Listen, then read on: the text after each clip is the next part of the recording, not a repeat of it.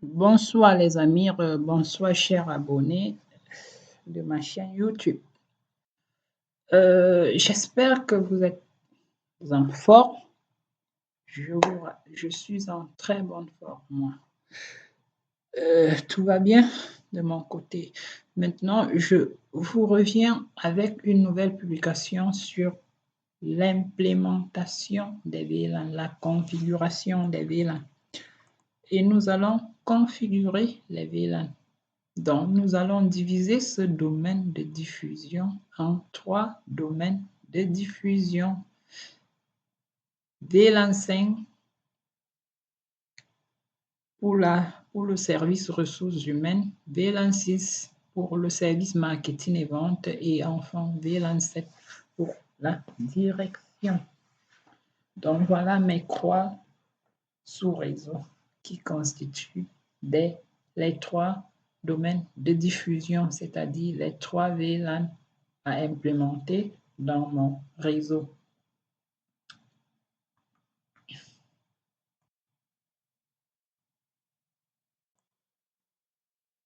Bon, en fait, le VLAN 5 qui est le VLAN des ressources humaines, du service ressources humaines va contenir les PC1, PC6 et PC7, tandis que le VLAN 6 pour marketing et vente contiendra les ordinateurs PC2, PC4 et PC8. Et le VLAN 7 de direction va concerner les ordinateurs PC3, PC5 et PC9. Donc voilà un peu comment nous allons configurer ce réseau. Bon, sans plus tarder, nous allons aller créer les VLAN. Donc la première chose à faire, c'est de créer les VLAN. Nous allons les créer. Et on crée, les VLAN seront créés sur les 3 switches. Étant donné que sur ces 3 switches-là, chaque commutateur contient au moins un PC de ces 3 VLAN. Bon, on utilise la commande VLAN, VLAN 5 pour créer le VLAN 5. Name, la commande name permet de créer le nom. Le nom de VLAN 5 qui est là pour la ressource humaine, je vais l'appeler RH. VLAN 6, name MCV.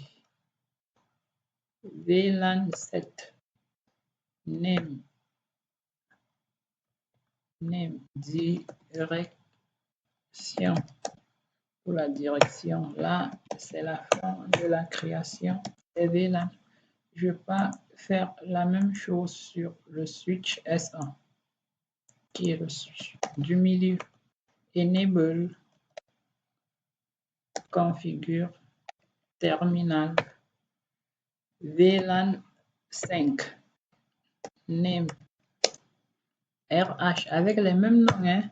C'est sensible à la casse, donc vous n'allez pas changer de type de caractère. VLAN 6, name, MCV, c'est sensible à la casse les noms. VLAN 7, name, direction.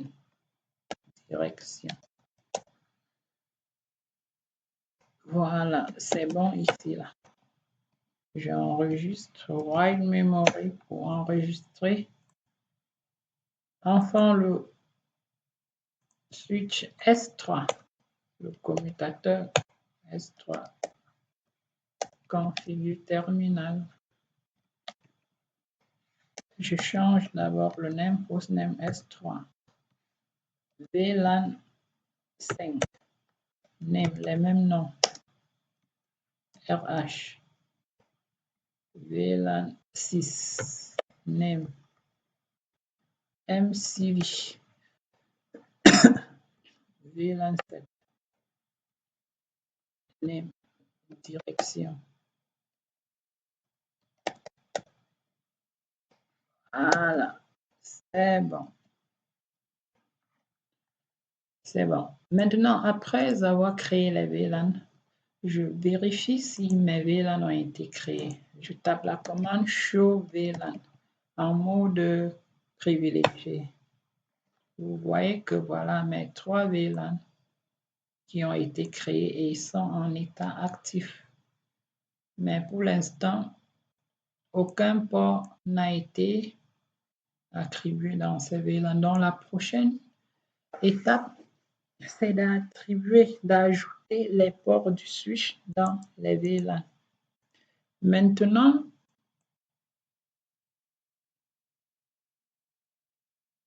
je vais faire de telle sorte que sur chaque switch, les interfaces allant de face Ethernet 0.1 à face Ethernet 0.5 doivent appartenir au VLAN 5. Les faces Ethernet de 6 à face Ethernet 10 doivent appartenir au VLAN 6 et de face Ethernet 11 à face Ethernet 15 appartiendront au VLAN 7. C'est un peu comme ça que je vais arranger cela. Maintenant, comment faire pour ajouter une interface dans un VLAN? Alors, ajouter un ordinateur dans un VLAN. Pour ajouter, par exemple, PC1 dans le VLAN 5. Qu'est-ce que je fais? Je sélectionne, j'identifie le port du switch qui interconnecte PC1 et je tape les commandes qu'il faut pour l'ajouter dans ce VLAN. Maintenant, je vais faire un exemple interface. Bon, étant donné que je veux prendre plusieurs interfaces, je vais utiliser la commande range. Interface range, face Ethernet, je vais prendre de 0.1 à face Ethernet 0.5. Donc, ça, c'est un range. Dans une plage d'interfaces. Donc, ça va mettre toutes ces interfaces-là dans ce VLAN. Je sélectionne d'abord et j'entre en mode interface.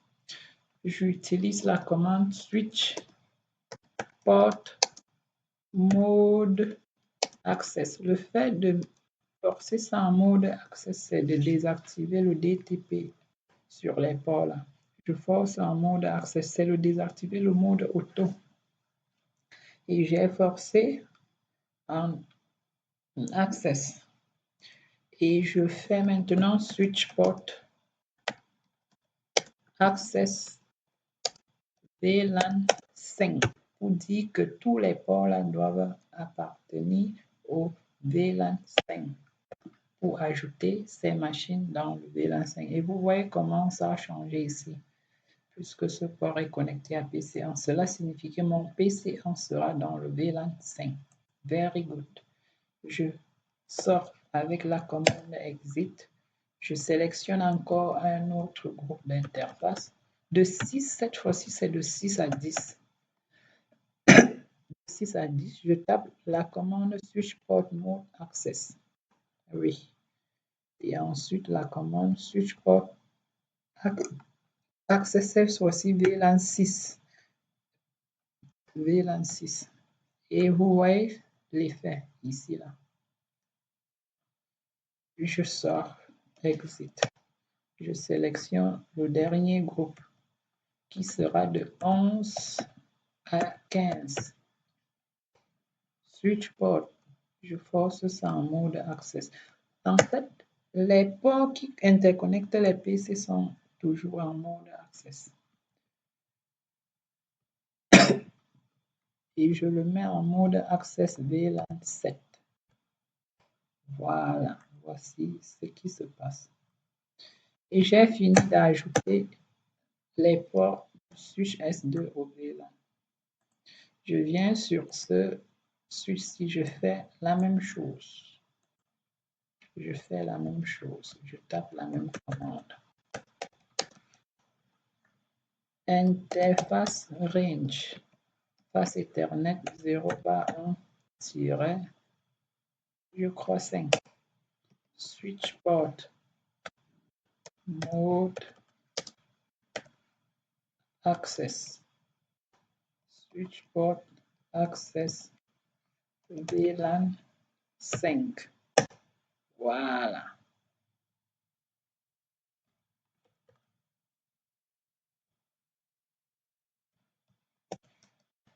interface range de 6 à 10. Switch port mode access. Switch port access VLAN.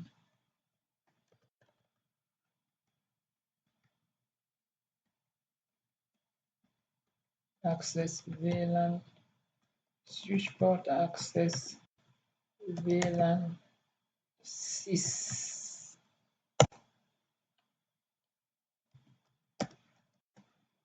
Interface range, cette fois-ci de 11 à 15. Switch port mode access. Switch port access VLAN 7. Donc là, c'est pour le mettre dans le VLAN 7. Là, j'ai fini avec le switch du milieu et le switch S1. Je reviens là, je fais la même chose. The same procedure.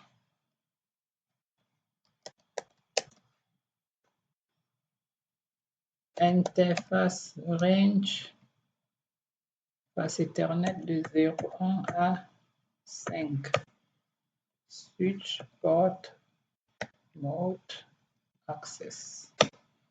Switch port access VLAN 5. Et c'est bon pour ce port. Je sélectionne l'autre range de 6 à 10.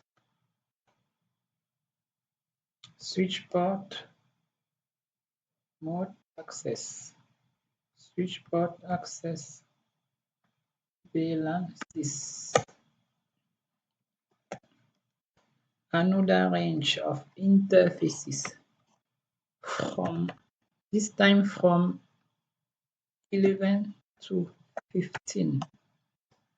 Switch port mode access, toujours forcé en mode access puisque c'est des ports qui interconnectent les PC. Access VLAN 7.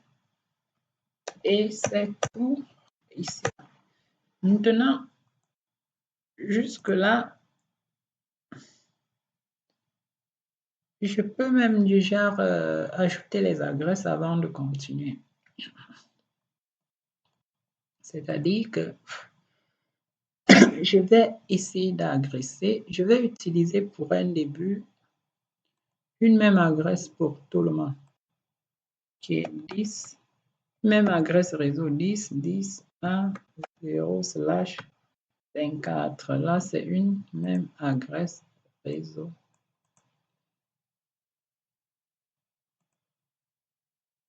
Je viens configurer l'IP 10.10.1, je le donne .1. Je ne modifie rien, même le masque, je laisse d'abord comme ça. Pour aller rapidement ici, je lui donne 10, 10, 1, 2. C'est bon.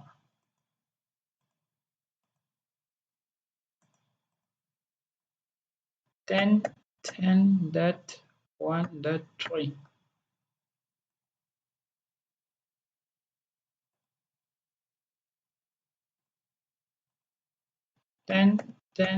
10.1.3.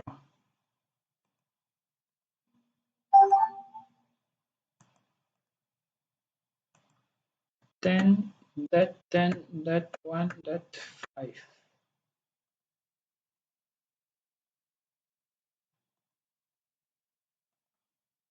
10.1.5.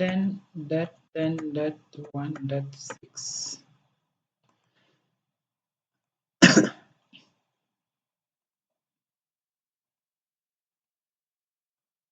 10.10.1.7.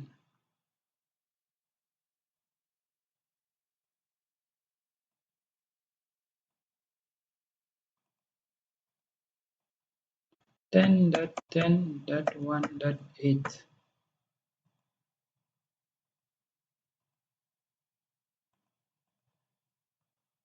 10.10.1.9. All right. Maintenant, Everus has got an IP address. Donc, toutes les machines, chaque machine a une adresse IP maintenant. Est-ce que je peux au moins faire du ping? Est-ce que mon ping va marcher? Est-ce que ça va marcher? Je peux pas. Est-ce que je peux faire du ping? Est-ce que je peux pinguer? PC1 et PC6 sont dans le même VLAN. Ils sont supposés communiquer. Son adresse est 1.6. Est-ce que it will work? Est-ce que it will work? Will it work? I don't think so. Non. It is failing. Ça échoue. C'est en train d'échouer. Ça ne passe pas. Pourquoi? Ça devrait passer. Ça devrait passer. Mais le problème, c'est le port qui lie les switches. Le problème, ce sont les ports-ci. En fait, les ports, ces PC sont déjà bien introduits dans des VLAN créés. Et par défaut, le port-ci ne peut laisser passer que le trafic du VLAN par défaut, qui est le VLAN 1, qui est également le VLAN natif par défaut.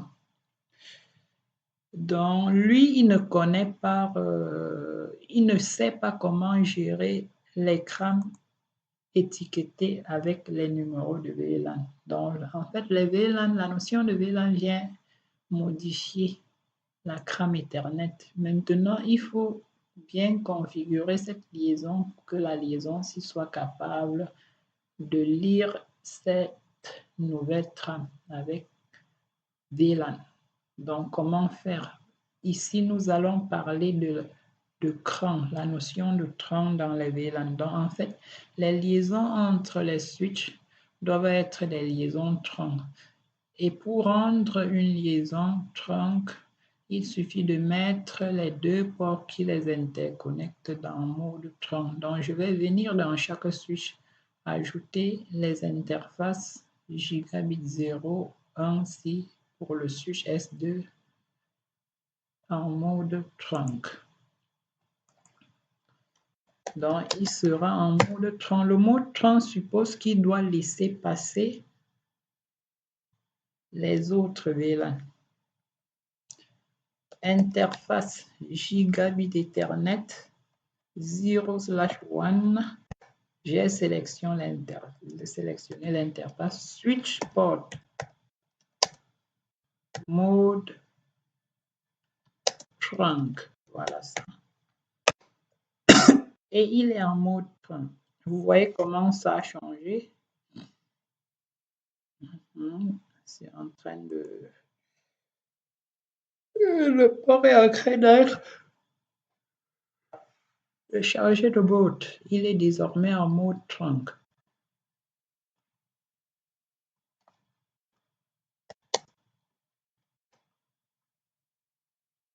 Je viens sur le switch S1.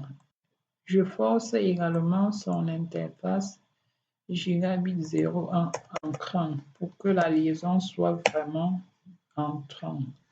Bon, il y a un problème ici. Bon, en attendant, je viens là, sur le switch S3. Sur le switch S3, conf-t, interface, son interface concernée, c'est gigabit 0/2. Switch port mode trunk. Et c'est tout. Il est en mode trunk. Write memory to save my configurations on the startup, in the startup configuration.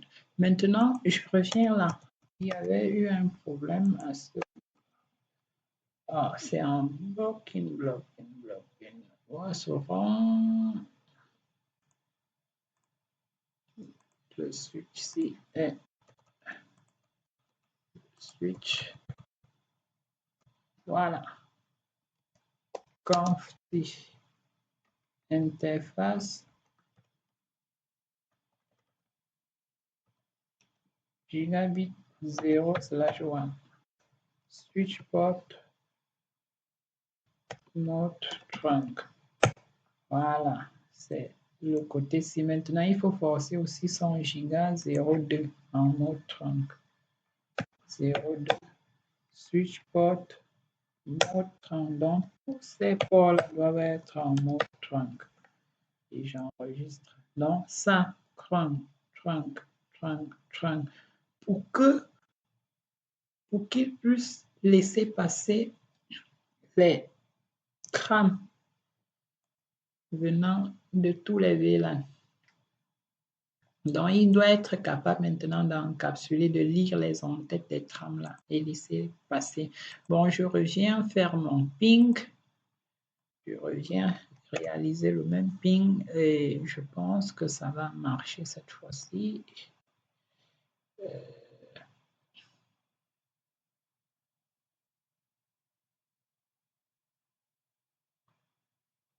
Ça devrait marcher. Ça devrait. It should work. It should work.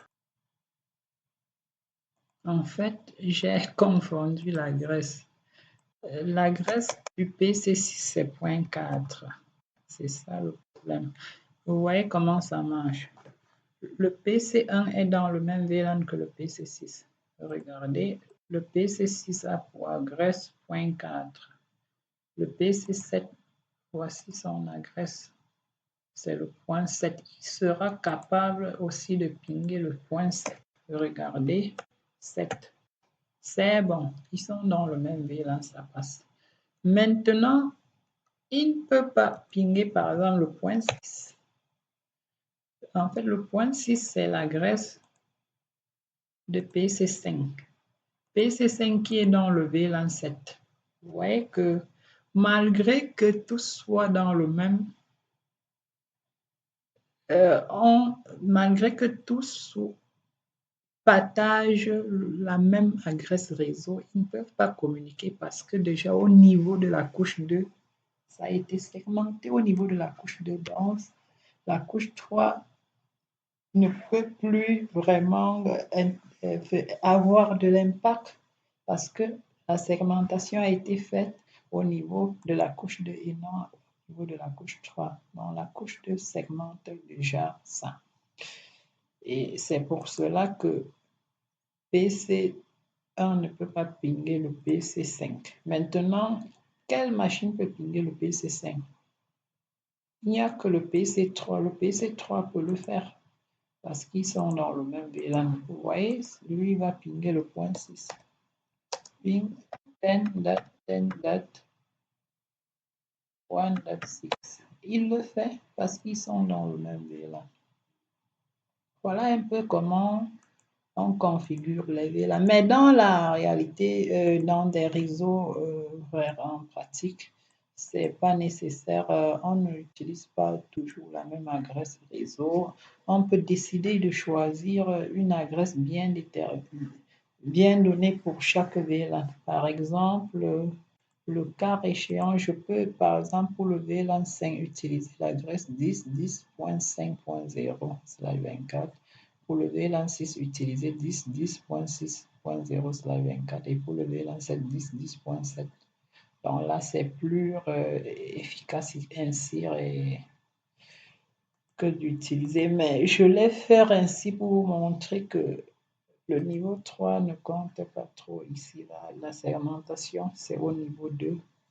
Et voilà comment voilà ce que vous pouvez savoir de façon basique parce qu'il y a d'autres notions qui entrent dans cette technique de déploiement des VLAN.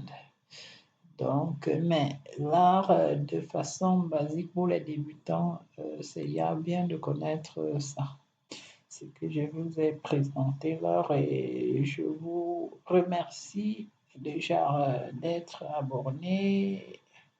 Je vous remercie pour ceux qui sont vraiment connectés tout le temps sur ma page. À chaque fois qu'il y a une nouvelle publication, ceux qui like, n'hésitez pas à liker. Je suis là pour vous aider à évoluer dans le réseau. Pour ceux qui aimeraient être des pros, restez connectés. Et je suis vraiment content pour ceux qui m'écrivent pour me dire que ma page vraiment les aide à améliorer leur niveau. Donc, je vous remercie tous et abonnez-vous pour ceux qui ne le sont pas déjà. Et continuez de liker mes vidéos et partager aux autres. Bon, on va s'arrêter là, c'est déjà trop long. On va s'arrêter.